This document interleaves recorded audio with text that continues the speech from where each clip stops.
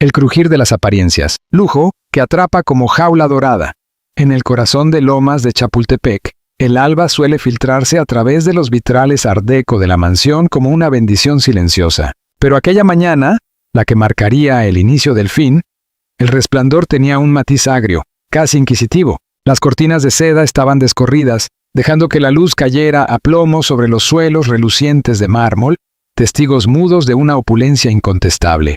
Allí vivía ella, Sharon Faslicht, esposa de Emilio Azcárraga Gin, heredero y expresidente de Televisa. Desde fuera, la vida de Sharon era el epítome del triunfo social. Recepciones diplomáticas, premiers de telenovelas, cumbres filantrópicas en hoteles de 5 estrellas. Sin embargo, bajo la bóveda grandiosa de aquel vestíbulo vestido con geodas de amatista y lámparas venecianas, algo crujía. Era el sonido sordo de unas apariencias que, como las molduras centenarias, comenzaban a resquebrajarse sin remedio. Habían pasado 15 años desde la boda que paralizó a la prensa rosa mexicana. Toda la élite, desde magnates del acero hasta luminarias del prime time, se congregó entonces para ver a la pareja que, decían, simbolizaba la nueva era de la televisión. Para Sharon, aquella ceremonia resultó tan vertiginosa que apenas tuvo tiempo de reconocer el vértigo. Orquídeas que caían en cascada por los balcones neoclásicos de la hacienda, una orquesta sinfónica amenizando la velada y, en el centro de todo, Emilio, con una sonrisa que prometía resguardar un linaje más poderoso que nunca. Pero sobre la alfombra roja también flotaba un designio silencioso, el peso de una dinastía, de compromisos innegociables y de un apellido que llevaba décadas tatuado en la piel audiovisual de un país entero. Sombras en la rutina de Cristal. Al principio, la cotidianidad matrimonial parecía un guión meticulosamente revisado por un ejército de editores. Él salía a primera hora rumbo al corporativo en Santa Fe, ella a comités de beneficencia y reuniones de patronato. Por la noche, coincidían entre bambalinas de eventos glamorosos, intercambiando sonrisas impecables ante los flashes. Sin embargo, muy pronto Sharon empezó a detectar silencios cada vez más prolongados, como si un telón pesado se hubiera corrido entre ambos. Emilio, antaño expansivo, volvió su conversación un terreno de gestos rápidos y frases burocráticas. Hubo detalles aparentemente menores, mensajes que llegaban a horas indescifrables, maletines que nunca se abrían frente a ella. Viajes relámpago a Miami o Madrid, justificados con juntas urgentes. En cada excusa latía una vibración fría, metálica, parecida al tintinear de un cubierto de plata contra porcelana fina. Una noche, mientras el chef francés servía un soufflé de queso cabra, Emilio se levantó abruptamente para atender una llamada. Regresó 20 minutos después con la corbata ligeramente torcida y un brillo nervioso en la mirada. Sharon sintió un pellizco en el estómago, la certeza de que algo, o alguien, se había colado en su territorio. El presagio en la servilleta de lino, la voz de la sospecha terminó de concretarse una madrugada. Emilio dormía profundamente. Su respiración retumbaba en la penumbra de la habitación principal, decorada en tonos marfil que recordaban un mausoleo renacentista. Sharon, insomne, decidió bajar a la cocina por una infusión de manzanilla. Mientras esperaba que el agua hirviera, descubrió en la encimera una servilleta de lino con las iniciales MC bordadas en hilo carmesí. No pertenecía a ningún juego de mesa del servicio doméstico. Tampoco era rastro de una cena de negocios cuya logística supervisara el mayordomo. Aquellas letras, tan ajenas como sugerentes, cayeron sobre ella como un silbido glacial. Recordó entonces que esa tarde Emilio había organizado un almuerzo privado en la terraza. Había insistido en que fuera íntimo, sin fotógrafos ni personal extra, alegando que se trataba de un acercamiento con socios potenciales. ¿Quién demonios era MC? La imaginación se desbocó. Rostros anónimos, cadáveres fotográficos de revistas de moda, sonrisas Polaroid pendientes de un pestañeo cómplice. El camino hacia la verdad. Movida por un impulso que mezclaba pánico y lucidez, Sharon decidió escarbar. Su primer aliado involuntario fue un chofer demasiado hablador, quien dejó caer un dato crucial. El patrón solía visitar un penthouse en la colonia Juárez para reuniones de estrategia. La descripción del inmueble, terraza con jardín japonés, paredes revestidas de ónix negro, coincidía con una propiedad comprada discretamente a través de un fideicomiso, según había leído en una nota de la bolsa inmobiliaria. Sharon, que siempre evitó los escándalos mediáticos, optó por una discreta inteligencia doméstica. Intercambió miradas cómplices con Olivia, la ama de llaves, y deslizó una pregunta sobre los manteles enviados a la tintorería. Olivia, fiel desde los tiempos de la abuela de Emilio, negó haber visto nunca aquellas iniciales en el ajuar familiar. Fuese entonces cuando Sharon entendió que había cruzado el umbral. La duda ya no era posibilidad sino certeza. La revelación en un reflejo de acero. Convocó a su confidente, Mariana, amiga de la universidad y ahora investigadora freelance para varias revistas de sociedad. Le confió cada detalle. Las ausencias, las excusas, la servilleta. Mariana, sin pestañear, prometió averiguar quién era la misteriosa MC y por qué su rastro olía a perfume de exportación. Días después, apareció con un dossier tan grueso como un libreto de telenovela épica. Fotos borrosas saliendo de un restaurante en Polanco, facturas de hoteles boutique, chats filtrados donde un alias Media King recibía emojis de labios carmesí de una tal Mónica Carrillo. La periodista española, célebre por entrevistas incisivas a magnates latinoamericanos. ¿Podía ser ella? El vértigo se convirtió en sueño truncado. Sharon se vio de pronto desnuda, no física sino emocionalmente, frente al espejo del baño recubierto de acero pulido. Su imagen, multiplicada por el reflejo infinito, le devolvía los surcos de fatiga que hasta entonces disimulaba con corrector de alta gama. Por primera vez comprendió que era prisionera de un matrimonio que funcionaba como franquicia corporativa, con cláusulas de confidencialidad más severas que las que blindaban las telenovelas de horario estelar. La estrategia del silencio ruidoso. Durante semanas contuvo la tormenta. Siguió asistiendo a galas benéficas. Posó junto a Emilio mientras los fotógrafos gritaban su apodo de portada, la pareja de billones, y respondió preguntas sobre proyectos filantrópicos con la misma sonrisa de siempre. Pero, tras bambalinas, cada flash era un chasquido que le recordaba el cristal agrietado de su realidad. Se sorprendió pensando en la paradoja. Cuanto más perfecta era la imagen que el público consumía, más imperfecto era el amor que ya no sentía. La conversación pendiente con Emilio se demoraba porque Sharon quería pruebas irrefutables. Sabía que, de enfrentarlo sin ellas, él replicaría con la retórica impecable de un negociador profesional. Así que contrató a un investigador privado. El hombre, un exagente aduanal con contactos en medio mundo, rastreó itinerarios aéreos y descubrió vuelos personales a Los Ángeles que coincidían con festivales de cine donde Mónica Carrillo figuraba como moderadora. Las piezas encajaban con una precisión escalofriante. Un teléfono. Dos realidades. La noche decisiva llegó sin previo aviso. Sharon, de nuevo despierta a las 3 de la mañana, escuchó vibrar el móvil de Emilio sobre la mesita de noche. Él dormía boca abajo, exhausto tras una jornada de negociaciones por la compra de derechos deportivos. En la pantalla parpadeaba un mensaje cifrado. Te pienso. Media King. MC. La última línea llevaba a un corazón dorado.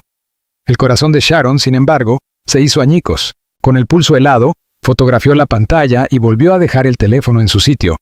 Esa imagen se convertiría en el sello notarial de una verdad que ya no admitía excusas. La confrontación sin red. A la mañana siguiente, el desayuno fue una coreografía de gestos robóticos. Jugo de toronja, omelette de claras, café americano. Entre cucharadas, Sharon deslizó el móvil hacia Emilio, con la foto del mensaje abierta. El silencio que siguió fue tan denso que el tic-tac del reloj Tiffany pareció un mazo demoliendo muros de mármol. Él levantó la vista.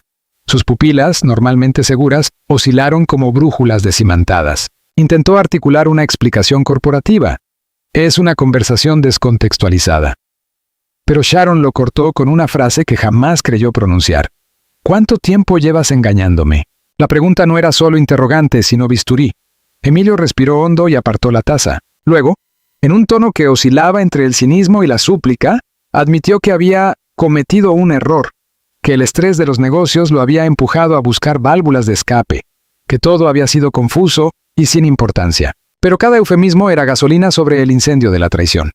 Sharon, al oírlo relativizar el abismo, sintió que la mansión entera se inclinaba, como si los cimientos se derritieran. La daga de la humillación pública. El golpe final no vino de él, sino de los medios. 24 horas después de la confrontación, una columna de chismes publicó fotos de Emilio y Mónica saliendo de un yate en la costa amalfitana. El titular era una sentencia. El zar de la tele y su musa ibérica. Romance confirmado. La noticia voló más rápido que cualquier comunicado de prensa. De golpe, Sharon quedó expuesta como la esposa traicionada en un tablero cuyos espectadores exigían sangre. Lo que había intentado manejar con discreción se transformó en trending topic en cuestión de minutos. El teléfono de la casa sonó sin tregua. Periodistas apostados en la reja interrogaban a cualquiera que asomara. Esa tarde, mientras la lluvia golpeaba los ventanales, Sharon entendió que la angustia privada se había vuelto espectáculo mundial. No solo había perdido la confianza en su esposo, sino también el control sobre el relato de su propia vida. El primer grito de libertad. Con el corazón devastado pero la mente decidida, Sharon convocó a su abogado. Anunció medidas drásticas: separación temporal, auditoría patrimonial, blindaje de la privacidad de sus hijos. Esa llamada, aparentemente técnica, fue en realidad el primer paso hacia una emancipación emocional largamente pospuesta. Al colgar, respiró profundo y sintió que el aire, por primera vez en años, no olía a protocolo ni a miedo. Subió a su habitación, abrió el armario y eligió un sencillo vestido negro, sin pedrería. Bajó las escalinatas con la frente en alto, sorteó a los reporteros y declaró ante las cámaras una frase que haría temblar a los ejecutivos de toda la industria. Tengo que decir la verdad. Vivir con Emilio Azcárraga Gin ha sido, para mí, una pesadilla. Su voz no titubeó. En ese instante, la esposa perfecta murió para dar paso a una mujer dispuesta a narrar su propia historia. La gran confesión y la vorágine mediática. El estallido en prime time. La tarde posterior a su declaración ante la prensa, Sharon creyó que el aire se calmaría. ¿Se equivocó? A las 8 en punto, la franja dorada de la televisión mexicana, los noticiarios abrieron con imágenes de ella atravesando la reja de hierro forjado. Exclusiva mundial. La esposa de Emilio Azcárraga Gin rompe sin el silencio y describe su matrimonio como una pesadilla. La frase se repitió en bucle, salpicada de zumbidos dramáticos y tipografías rojas que anunciaban crisis en la familia real de la televisión.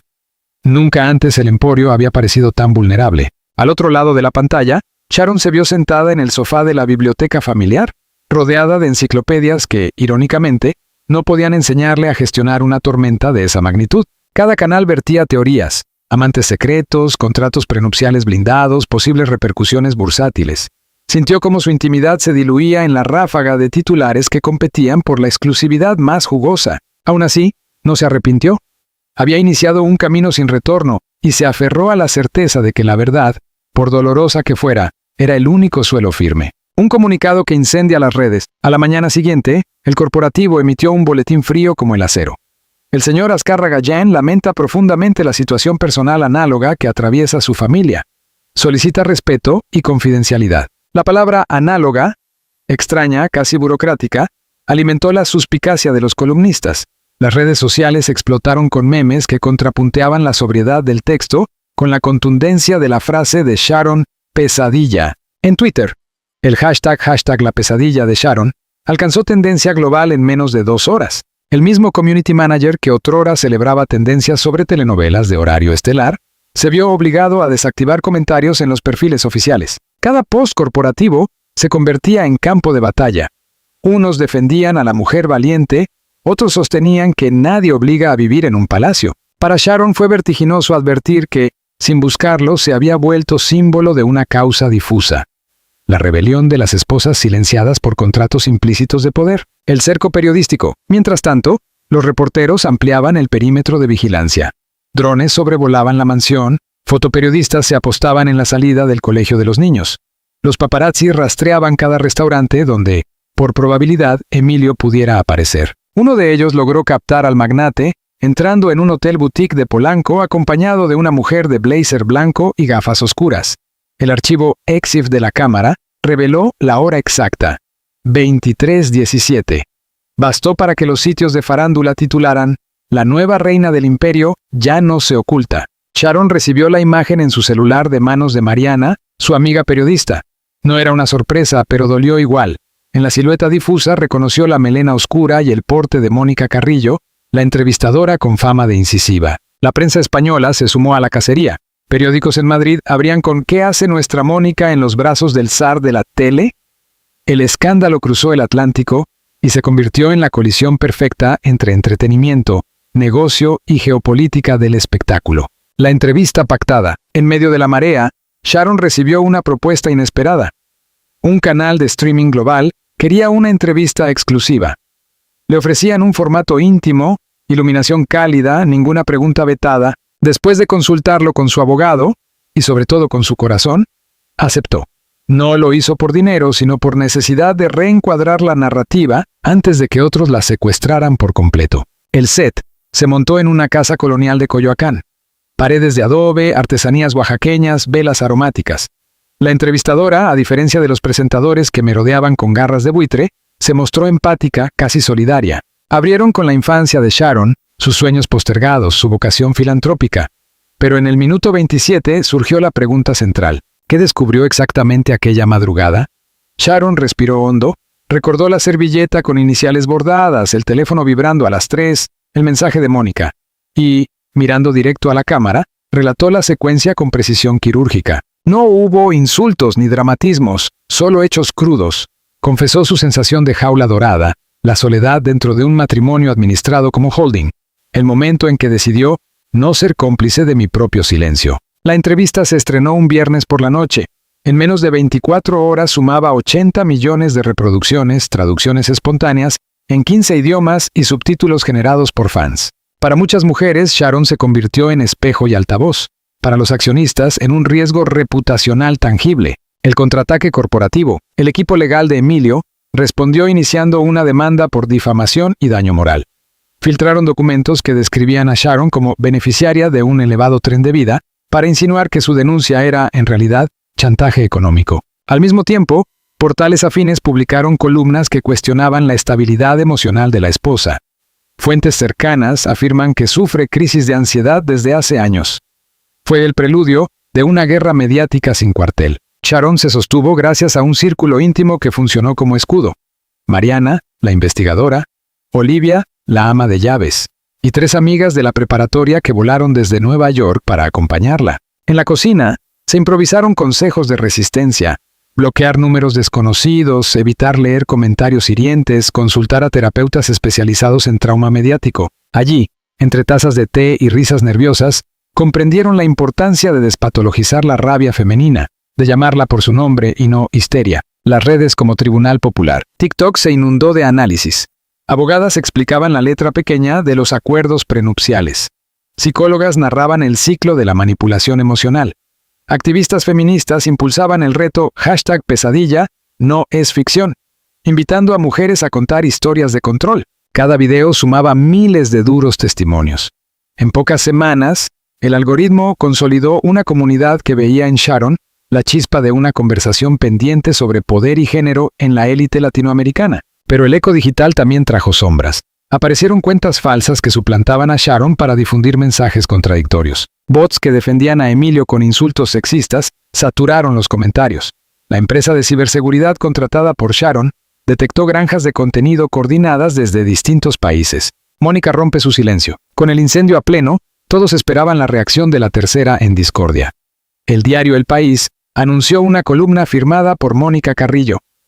El texto se tituló "No soy la causa, soy el síntoma".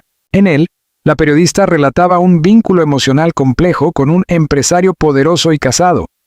Aceptaba responsabilidad en el dolor causado y denunciaba la cultura de hombres que confunden carisma con impunidad. No mencionó a Sharon ni a Emilio por nombre, pero nadie dudó de la alusión. La pieza polarizó todavía más a la audiencia.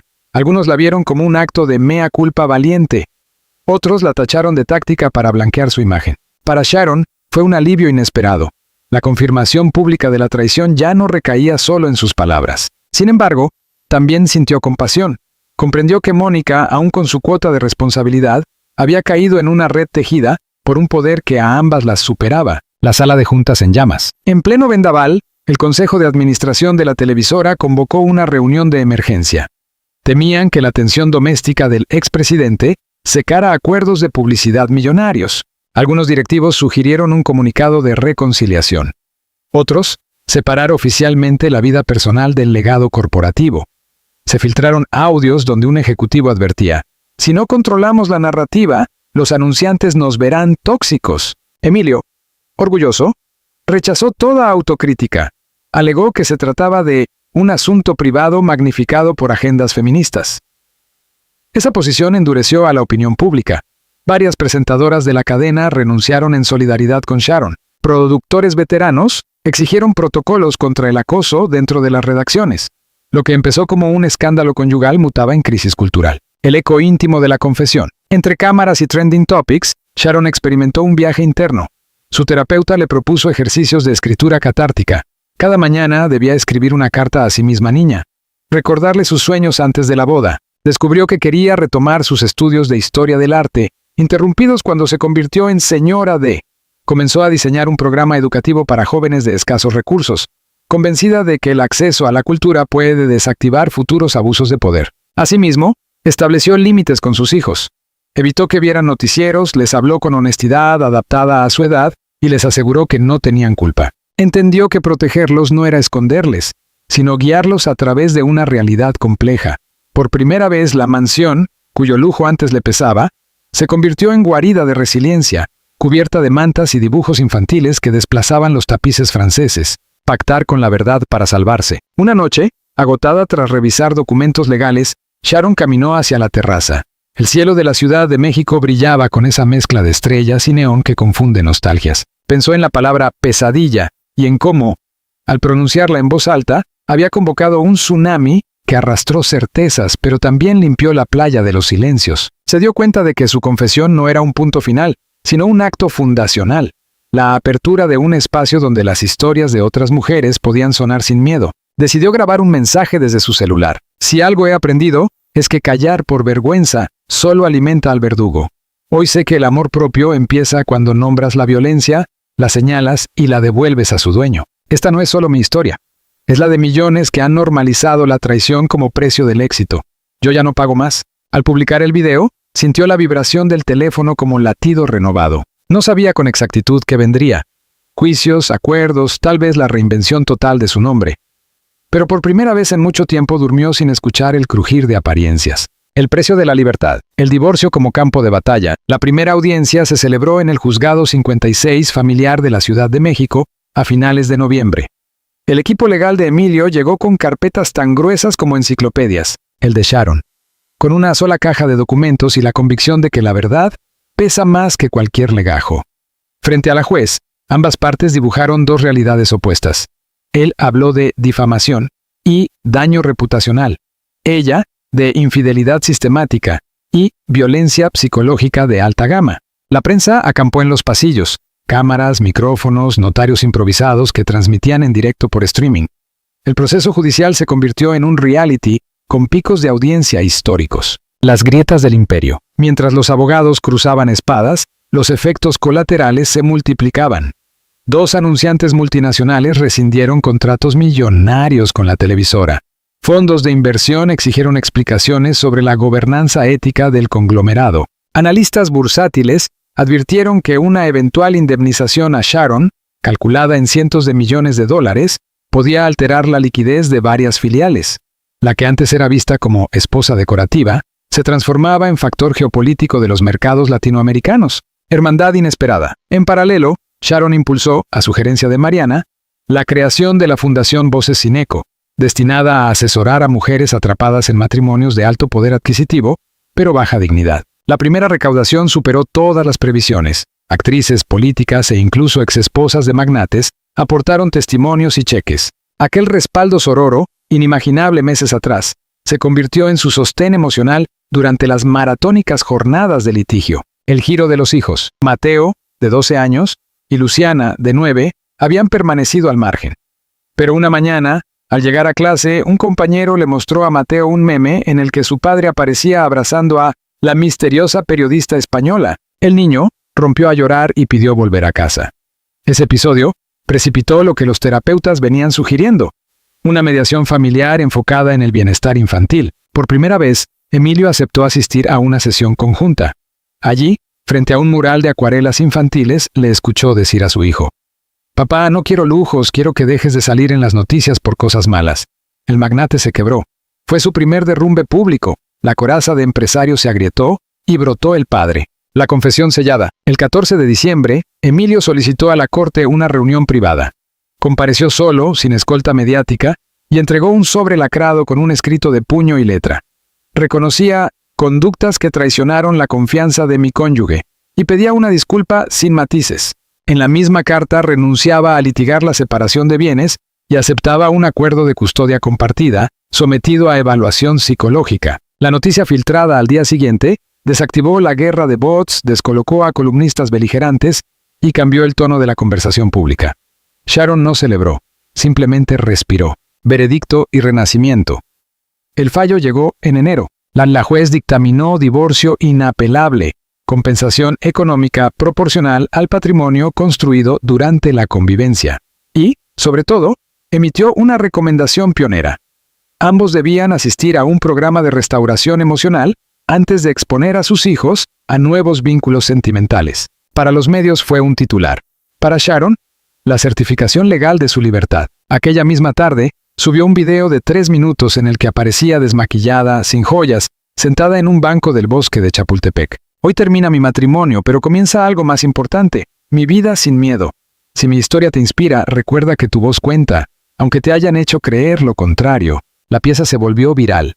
Pero esta vez no explotó como escándalo, sino como himno. La mansión vacía, la casa propia. Contra todo pronóstico, Sharon decidió no quedarse con la mansión de Lomas. La puso en venta, y con parte del dinero adquirió un edificio Art Nouveau deteriorado en la colonia Roma. Convocó a arquitectas jóvenes para transformarlo en un centro cultural abierto al público, con talleres de escritura, estudios de podcast y guardería gratuita.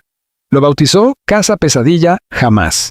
En la inauguración, una placa de bronce rezaba, que cada grieta se convierta en ventana. La entrevista que cerró un ciclo, casi un año después, un documental internacional sobre desigualdad de género, incluyó el caso. En la escena final, la directora le preguntó, ¿qué aprendió de todo esto? Sharon sonrió con serenidad. Que la verdad tiene costo, pero el silencio lo tiene más alto, y que el poder que no se comparte se pudre. A solas en su nuevo departamento con vista a jacarandas, Sharon abrió un cuaderno y escribió: No busco un final feliz, busco un futuro verdadero. Cerró la libreta, sirvió té de lavanda y contempló la ciudad iluminada. Ya no sentía el crujir de apariencias, sino el pulso vivo de una existencia elegida.